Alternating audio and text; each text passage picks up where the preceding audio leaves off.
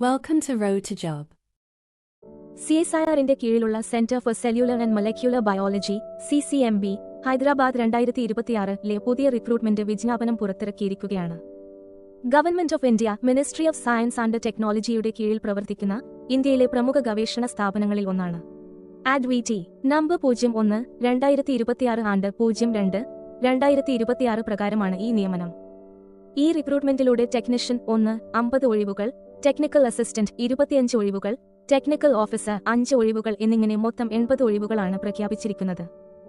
Technician 1 പോസ്റ്റിന് പേ matrix level 02 പ്രകാരം ഏകദേശം 39,545 രൂപ ശമ്പളവും, ടെക്നിക്കൽ അസിസ്റ്റന്റ് പോസ്റ്റിന് ലെവൽ 06 പ്രകാരം 72,240 രൂപ വരെയും, ടെക്നിക്കൽ ഓഫീസർ പോസ്റ്റിന് ലെവൽ 07 പ്രകാരം 90,100 രൂപ വരെയും ശമ്പളം ലഭിക്കും. പ്രായപരിധി ടെക്നീഷ്യൻ 1 ക്കും ടെക്നിക്കൽ അസിസ്റ്റന്റ് ക്കും 28 വയസ്സ്, ടെക്നിക്കൽ ഓഫീസർ പോസ്റ്റിന് 30 വയസ്സാണ്. കൂടാതെ CSIR കേന്ദ്ര സർക്കാർ നിയമങ്ങൾ പ്രകാരമുള്ള ഏജ് റിലാക്സേഷൻ ലഭ്യമാണ്. ഓൺലൈൻ അപേക്ഷ ആരംഭിക്കുന്നത് 2026 ജനുവരി 27 മുതലായിരിക്കും. ഓൺലൈൻ അപേക്ഷ സമർപ്പിക്കാനുള്ള അവസാന തീയതി 2026 ഫെബ്രുവരി 23 ആണ്. അപേക്ഷയുടെ ഹാർഡ് കോപ്പി ആവശ്യമായിടത്ത് 2026 മാർച്ച് 2 നഗമിൽ ലഭിക്കണം. അപേക്ഷിക്കുവാൻ ഉദ്യോഗാർത്ഥികൾ CSIR-യുടെ ഔദ്യോഗിക വെബ്സൈറ്റ് വഴി ഓൺലൈനായി അപേക്ഷ സമർപ്പിക്കണം.